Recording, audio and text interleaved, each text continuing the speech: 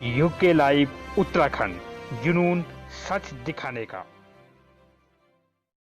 भारत को स्वतंत्रता दिलाने के लिए तमाम छोटे बड़े आंदोलन किए गए। अंग्रेजी सत्ता को भारत की जमीन से उखाड़ फेंकने के लिए गांधी जी के नेतृत्व में जो अंतिम लड़ाई लड़ी गई, जिसे अगस्त क्रांति का नाम दिया गया। इस लड़ाई में गांधी जी ने करो या मरो का नारा देकर अंग्रेजों को देश से भगाने के लिए पूरे भारत के युवाओं से आह्वान किया था। भारत छोड़ो आंदोलन की शुरुआत 9 अगस्त 1942 को हुई थी, इसीलिए इसे अगस्त क्रांति कहा जाता है। अगस्त क्रांति की 78वीं वर्षगांठ के मौके पर आज कांग्रेसी कार्यकर्ताओं ने पूर्व राज्य मंत्री जसप्रीत राणा के नेतृत्व में स्वतंत्रता संग्राम सेनानी मुरली सिंह रावत के आवास में पहुंचकर फूल मालाओं से स्वागत करते हुए आज़ादी की लड़ाई में योगदान देने के लिए शॉल उड़ाकर सम्मानित किया। स्वतंत्रता संग्राम सेनानी मुरली सिंह रावत आज़ाद हिंद फौज में लेफ्टिनेंट थे, जो 101 वर्ष की आयु पूर्ण कर चुके हैं। बोलो भारत माता की जय, भारत माता की जय, भारत माता की जय। बड़े हर्ष और गौरव का विषय है कि देश की आज़ादी में महत्वपूर्ण पायदान निभाने वाला अंग्रेजों भारत छोड़ो आंदोलन अगस्त क्रांति दिवस की 78वीं वर्षगांठ है। आज मैं सभी देशवासियों को बधाई देना चाहता हूं। और जो हमारे वीर स्वतंत्रता संग्राम सेनानी थे, जिनके कारण देश अंग्रेजों की गुलामी से मुक्त हुआ, उन्होंने जो बलिदान देश के लिए दिया, उसके लिए हम कोटि कोटि नमन करते हैं और आशा करते हैं कि पूरा देश जो उनकी देश की आज़ादी की भावना थी, उसको समझकर उनके पद चिन्हों पर चलने का प्रयास करेंगे। आज अगस्त क्रांति के 78वीं वर्षगांठ पर हमारे महान स्वतंत्रता संग्राम सेनानी आज़ाद हिंद फौज के कैप्टन, उत्तराखंड के वीर परम आदरणीय श्री मुरली सिंह रावत जी का, जो कि 101 वर्ष के हो चुके हैं, उनका सम्मान करने उनके आवास पे पहुंचे हैं। तहसील चौबट टखाल के अंतर्गत ग्राम बहसोड़ा निवासी असम राइफल के 24 वर्षीय जवान हर्षपाल सिंह पुत्र बलवंत सिंह की मणिपुर में 3 दिन पहले मौत हो गई थी, जिनकी मौत के कारणों का पता नहीं चल पाया है। राइफलमैन हर्षपाल असम राइफल्स की मेडिकल टीम में प्रयोगशाला साई के पद पर तैनात थे। हर्षपाल 4 बहनों के इकलौते भाई थे। उनकी शादी मई में तय की गई थी, लेकिन लॉकडाउन की वजह से शादी को अक्टूबर में टाल दिया गया था। शनिवार सुबह उनकी शहादत की खबर मिलते ही पूरे गांव में मातम पसर गया। शहीद राइफलमैन हर्षपाल को गढ़वाल सांसद तीरथ सिंह रावत, कांग्रेस प्रदेश सचिव समाज सेवी कविंद्र इस्टवाल ने उनके घर जाकर परिवार को ढांढस बंधाया और पैतृक घाट जाकर उनको भावपूर्ण श्रद्धांजलि अर्पित की। पर्यटन मंत्री व चौबट टखाल विधायक सतपाल महाराज ने शोकाकुल परिवार के प्रति संवेदना व्यक्त की है। इस अवसर पर शशिधर बंदूनी, राजपाल रावत, पुष्कर जोशी, प्रशासन सहित क्षेत्रीय लोग मौजूद रहे।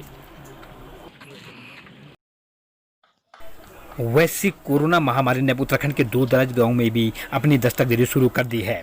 पौड़ी जिला विकासखंड पोखड़ा के ओट गांव में एक महिला कोरोना संक्रमित पाई गई। यह महिला कुछ दिनों पहले देहरादून से ओट गांव गई थी, जिसकी कोरोना रिपोर्ट पॉजिटिव पाई गई। महिला को श्रीकोट श्रीनगर बेस अस्पताल में भर्ती किया गया है। गांव के लोग दहशत में हैं। उनका कहना है कि स्थानीय प्रशासन ने गांव के संक्रमण को रोकने के लिए कोई उपाय नहीं किए हैं और अब तक गाँव को सील नहीं किया गया है। हूँ कि जो जैसे कहा जा रहा है कि वैक्सीन का निर्माण हो रहा है, अभी हो रहा है, तभी हो रहा है, लेकिन इससे पहले जो परीक्षण का मुद्दा है, इस पे निश्चित रूप से बहुत तेजी से काम किया जाना चाहिए था और कोड़दार जैसे बेस हॉस्पिटल में भी परीक्षण का कार्य जो है 1-2 महीने पहले प्रारंभ हो जाना चाहिए था, जो अभी तक नहीं हो पाया। ऐसे ही दूरस्थ जो क्षेत्र हैं जहाँ पर हमारे बाशिंदे रहते हैं, लेकिन वहाँ पर परीक्षण का कोई भी इंतजाम न होने की वजह से स्वाभाविक रूप से इससे लोगों के अंदर एक अजीब सा वातावरण बना हुआ है, उसको उभारने का प्रयास राज्य सरकार को करना चाहिए। नमस्कार, मैं हिमांशु खत्री, पौड़ी गढ़वाल विकासखंड पोखड़ा, ग्राम सभा ओटगांव से हूँ और मैं आपको बताना चाहता हूँ कि इस वैश्विक महामारी कोरोना पूरे देश भर में लगातार बढ़ती जा रही है।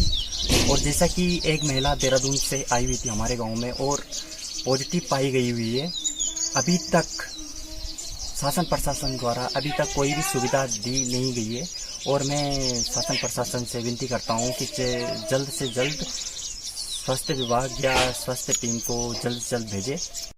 नमस्कार, मैं प्रियांशु खत्री, जिला पौड़ी गढ़वाल, विकासखंड पोखड़ा, ग्राम ओडगांव से हूँ।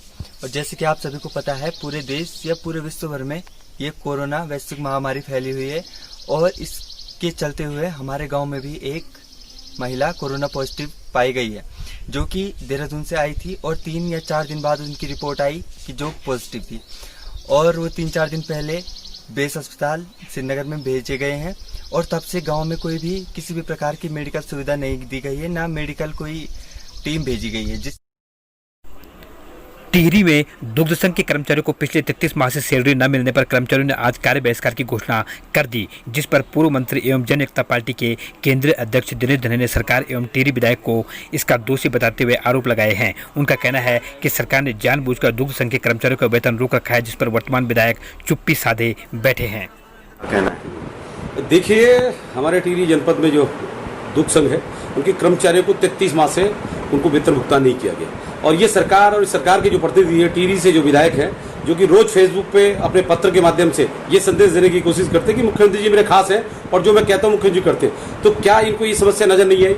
इन्होंने वहाँ जो कार्यकारिणी थी, निर्वाचित कार्यकारिणी थी, जो अध्यक्ष है दुग्ध संघ में, उसको भंग करके केवल भारतीय जनता पार्टी के लोगों को एडजस्ट करने के लिए वो संघ बनाया गया। क्या भारतीय जनता पार्टी की जो विधायक है टिहरी से, जो अपने आप को कहते हैं कि हम विकास कर रहे हैं, लोकल वोकल प्रधानमंत्री जी का नारा है, क्या इनको उनके बच्चों का दुख नहीं दिखाई दे रहा? मैं निवेदन करना चाहूँगा सरकार से कि जो आपके विधायक हैं, आप उनके माध्यम से लोगों की समस्याओं का समाधान करें, क्योंकि जो विधायक हैं वो ये संदेश देने की कोशिश करते हैं कि जो वो कहते हैं उनके मुख्यमंत्री वो काम करते हैं। तो मुझे नहीं लगता कि आप तक उनकी बात पहुंची या नहीं पहुंची, लेकिन अतिशीघ्र इन कर्मचारियों की मांग को पूरा किया जाए, अन्यथा जो उन्होंने आज तालाबंदी की, मजबूरन उत्तराखंड जन एकता पार्टी को भी उनके समर्थन में उतरकर उनके तालाबंदी का समर्थन करना पड़ेगा। ये सरकार को मैं चेतावनी देना चाहता हूं और कर्मचारियों को आश्वस्त करना चाहता हूं कि उनकी जो जायज मांगे, हम और हमारी पार्टी उत्तराखंड जन एकता पार्टी उनके संघर्ष में उनके साथ है। टिहरी कांग्रेस जिलाध्यक्ष राकेश राणा ने सरकार के द्वारा प्रवासियों को लोन दिलाने में आ रही दिक्कतों के बारे में सरकार को आगाह किया है। राकेश राणा का कहना है कि सरकार जनता को बेवकूफ़ बना रही है। सरकार का कहना है कि बैंकों से प्रवासी रोजगार के लिए लोन ले सकता है, जिसमें गारंटर की जरूरत नहीं होगी। वहीं दूसरी तरफ बैंक प्रवासियों को लोन देने के लिए चक्कर कटा रहा है। आखिर प्रवासी जाए तो जाए कहाँ? आज श्री कृष्ण जन्माष्टमी के पावन पर्व पर आप सबको मैं बहुत सारी बधाई और शुभकामनाएं देना चाहूँगा। जिला कांग्रेस कमेटी टिहरी गढ़वाल की ओर से भगवान श्री कृष्ण जो त्रिलोकी नारायण हैं, आज जो प्रदेश, देश और दुनिया में जो वैश्विक महामारी कोविड-19 कोरोना वायरस चल रही है, उससे निजात भगवान श्री कृष्ण से प्रार्थना करते हैं कि उस बीमारी से निजात दिलाए और मानव जीवन जो खतरे में है, मानव का जीवन जो आज से बहुत बड़े खतरे में एक चल रहा है, उसके लिए हम सब लोग आज भगवान श्री कृष्ण द्वारकाधीश त्रिलोकी नारायण से प्रार्थना करेंगे कि जल्दी से जल्दी, क्योंकि आपने देखा कि बहुत लंबा समय हो चुका है और अभी तक इस बीमारी की कोई ठीक तरह से दवा भी नहीं मिल पाई है और अब एक भय का वातावरण, भय का एक माहौल लोगों के जहन में चल रहा है।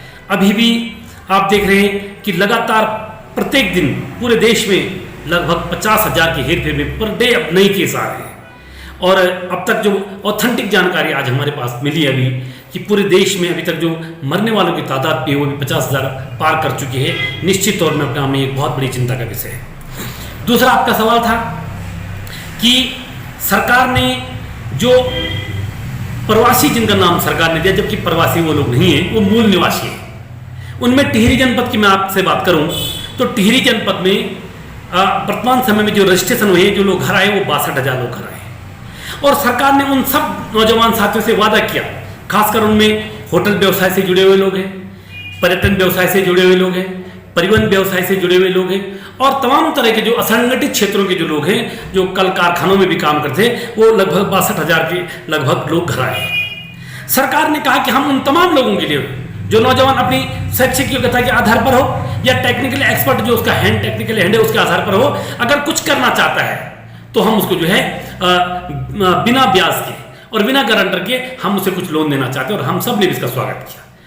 माननीय प्रधानमंत्री आदरणीय दामोदर दास भाई मोदी जी ने भी ये घोषणा करी देश को कि इस बीमारी से निजात पाने के लिए 21,000 करोड़ की जो घोषणा करी, हम तब भी खुश हुए। हमने कहा चलिए अब कहीं ना कहीं कुछ राहत मिलेगी नौजवानों को। लेकिन मैं आपको आज बता देना चाहता हूं कि उस 21,000 करोड़ का न कहीं सर है न कहीं पैर है। और राज्य सरकार ने भी जो घोषणा करी उसमें भी आप देख लीजिए कि हम तमाम बैंकों में हम लोग भी चले गए हैं। लगभग 7 बैंकों में मैं बहुत सारे बेरोजगार नौजवान साथियों के साथ गया हूं और सबने कहा है कि तब चाहे आप 1 लाख रुपए लो, तब चाहे 1 रुपया लो, तब चाहे आप 10 लाख लो, किसी भी रोजगार को शुरू करने के लिए, लेकिन आपको सरकारी गारंटर होना जरूरी है या आपके पास जो अपनी प्रॉपर्टी है उसका मॉर्गेशन करके आपको उसको बैंक में जमा करना पड़ेगा। ये सरकार, ये बैंकों ने क्लियर कह दिया है। अब आप बताइए क्यों इस प्रदेश की सरकार, क्यों इस देश की सरकार नौजवानों के साथ छलावा कर रही है, क्यों नौजवानों के भविष्य के साथ खिलवाड़ कर रही है और इतना झूठ क्यों बोल रही है? आखिर सरकार को कब सत्यता पे आएगी? सरकार को समझना चाहिए कि जब आज ऐसी विषम परिस्थिति में भी आप जब इस देश की जनता के साथ नहीं है, इस प्रदेश की जनता के साथ नहीं है, माताओं बहनों के साथ आप नहीं है, बुजुर्गों के साथ आप नहीं है, नौजवानों के साथ आप नहीं है, आने वाली जो पीढ़ी है छात्र छात्राओं के साथ उनके साथ आप नहीं है, तो आखिर आप न्याय कब करोगे? यूके लाइव के लिए भगवान सिंह की रिपोर्ट।